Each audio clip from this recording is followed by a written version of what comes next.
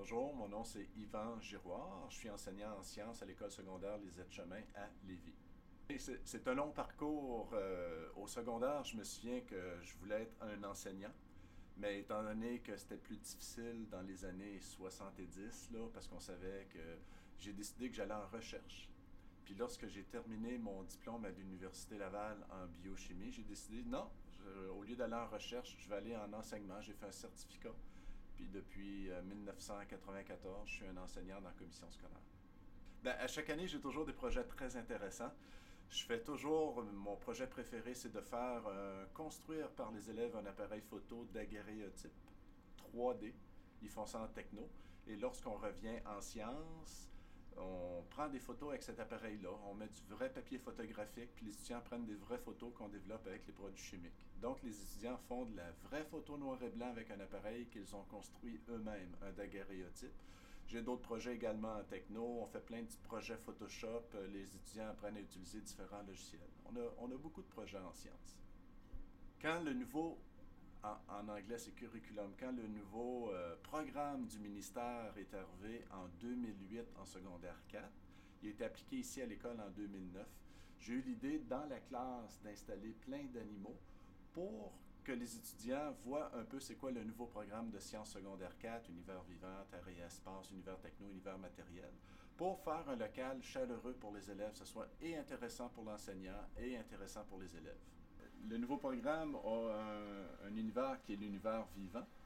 Puis j'avais eu comme idée d'acheter des aquariums pour que les étudiants puissent faire un projet sur univers vivant, sur des écosystèmes aquatiques. Donc, les élèves devaient s'occuper de l'aquarium, les nettoyer, nourrir les poissons. Puis à la fin de l'année, ils faisaient une présentation numérique. Chaque équipe avait un aquarium à s'occuper. Présentement, j'ai 16 aquariums, mais dans la période que j'en ai eu le plus, j'ai monté à 32 aquariums dans la classe que les élèves devaient s'occuper. Mais je me suis aperçu que c'était beaucoup d'ouvrages pour l'enseignant. Donc, j'ai préféré acheter des plus gros aquariums, en avoir main, puis les élèves seront simplement une équipe plus nombreuse s'occuper des aquariums. C'était vraiment un beau projet. Le dinosaure, c'est une idée que j'ai eue en regardant sur eBay. Sur eBay, j'avais vu un gros dinosaure à vendre, tout fait de métal soudé, pesant, recyclé. Ça pesait une tonne, ça, puis genre, on peut pas rentrer ça dans une école. Puis là, j'ai eu l'idée d'utiliser des boîtes de couvercles de conserve rivées ensemble. J'ai fait des tests à l'été 2012. Puis avec les élèves, et pendant 3 ans, ça a pris 3 ans à construire le dinosaure, puis il a été terminé en 2015, puis il a été soumis au livre record Guinness. Parce que je voulais le présenter comme le plus gros dinosaure fait de matériaux recyclés. À chaque année, je pousse toujours un peu les élèves. Entre autres, encore cette année, l'école a participé au concours canadien de sciences, le défi Michael Smith. J'aime bien que les élèves participent au concours canadien. J'attends les résultats dans à peu près un mois.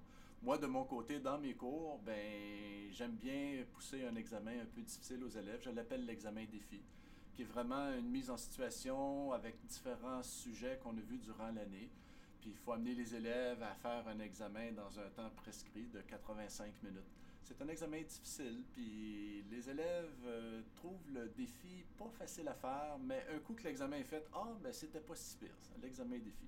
Cette année, les élèves qui ont eu la note de passage, il y en a eu 5 élèves sur 88 qui l'ont réussi cette année. C'est vraiment un défi, mais il ne faut pas le voir. L'examen compte presque pas. Là. C'est vraiment là, d'amener les élèves à se surpasser. Puis il y en a qui disent ah, wow, je suis content. L'important à cet examen-là, je le dis aux élèves, c'est d'être au-dessus de la moyenne. Vous êtes au-dessus de la moyenne, vous êtes bon. Les autres, ben, peut-être qu'il vous manque un petit peu d'exercice ou de pratique à faire. En 2012, un de mes élèves m'a inscrit au concours du Journal de Québec, Journal de Montréal. J'ai été choisi un des 10 meilleurs profs au Québec en 2012. 2 ans après, mon directeur d'école, Yvan, on pourrait t'inscrire au concours canadien. C'est le prix du premier ministre du Canada pour l'excellence dans l'enseignement. Puis je dis, ah ouais, mais c'est un gros prix, c'est canadien tout ça. Puis à ma grande surprise, j'ai été choisi, puis j'ai reçu le prix directement de Justin Trudeau en mai 2016. J'étais à Ottawa pour recevoir le prix. Puis c'était vraiment plaisant d'être à Ottawa. C'est une ville que j'avais jamais visitée. Puis de rencontrer les 9 autres enseignants au Canada, là, c'était vraiment une belle expérience. Visiter le Parlement, j'ai vraiment aimé. Puis M. Justin Trudeau, ben, vous savez, c'est un ancien enseignant lui-même. Puis c'était vraiment plaisant de l'avoir avec nous là, lors de cette remise de prix-là. Ben, c'est vraiment plaisant, sauf que ce qui m'a surpris, que j'étais le seul du Québec C'est le prix 2015 qui était remis en 2016, mais j'étais le seul enseignant du Québec. Puis là, je m'aperçois que peut-être il n'y a pas assez d'enseignants du Québec qui se font inscrire à ce concours-là canadien. Puis j'invite mes autres collègues au Québec de participer au prix du premier ministre du Canada. C'est un prix intéressant parce qu'il vient une bourse de 5 000 $ pour l'enseignant et pour l'école pour acheter plus de matériel pour mettre dans leur école. Mon prochain projet que je vais acheter, c'est une imprimante 3D.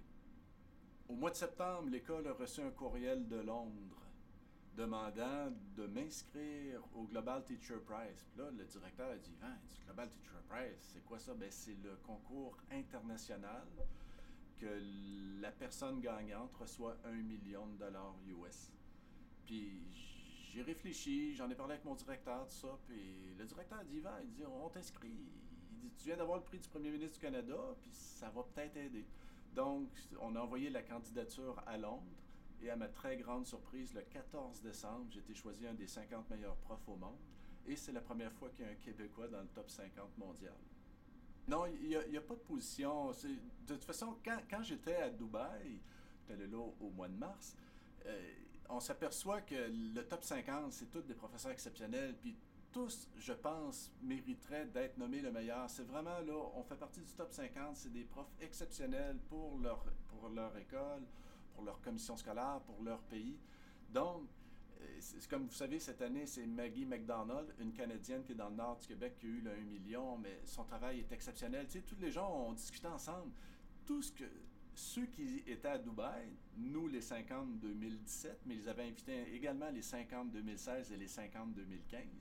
Puis c'est tous des profs qui, pour leur pays, pour leur école, ont fait énormément. Donc, juste d'être dans le top 50, moi, je suis très content. Ben, c'est sûr qu'avec 1 million, j'aurais fait plein de projets, mais comme j'avais déjà stipulé dans ma mise en candidature, 1 million, c'est un peu trop pour moi. Moi, avec les projets que je voulais faire à l'école, avec les écoles primaires, avec 100 000 $ US, j'aurais été content. Et je voulais partager, si j'avais eu le 1 million, j'aurais voulu partager avec les 9 autres finalistes. Parce que vous savez, 100 000 $ au Canada, c'est bien, mais imaginez 100 000 $ dans un pays que le revenu d'un enseignant est à peu près 3 000 $ par année. Lui aurait pu faire, selon moi, beaucoup plus de beaux projets. Mais je suis content que ce soit une Canadienne. C'est resté au Canada, c'est excellent. Ben, on se pose toujours la question, hey, si on reculait il y a 30 ans, qu'est-ce que vous seriez intéressé de faire? J'adore l'enseignement. Au début, j'orientais toutes mes études pour aller en recherche, mais avoir su, quand j'étais jeune, je me serais aligné plus rapidement pour aller dans l'enseignement, parce que j'adore enseigner au secondaire les sciences. Ça prépare les jeunes pour le cégep. Puis vous savez, l'important pour un pays, comme disait M. Barack Obama en 2010, c'est d'inviter les jeunes à aimer les maths et les sciences. C'est important pour une société d'avoir des gens qui peuvent aider la société à évoluer au niveau des maths et des sciences. C'est certain, depuis que j'ai rencontré les autres enseignants au Global Teacher Prize à Dubaï, on s'échange continuellement des sujets, puis on a différentes idées pour l'an prochain. Entre autres, un des projets que je veux faire avec d'autres enseignants de d'autres pays, c'est d'avoir une classe multi-internationale en sciences. C'est-à-dire de faire des projets, mes élèves vont faire des projets avec d'autres enseignants dans d'autres pays. Parce que la plupart des enseignants qui étaient à Dubaï se débrouillent bien en anglais. Puis on s'aperçoit que l'anglais est vraiment la langue internationale. Mais l'an prochain, on va avoir des projets multi-écoles dans différents pays. Ça va être un sujet très intéressant pour les élèves l'an prochain.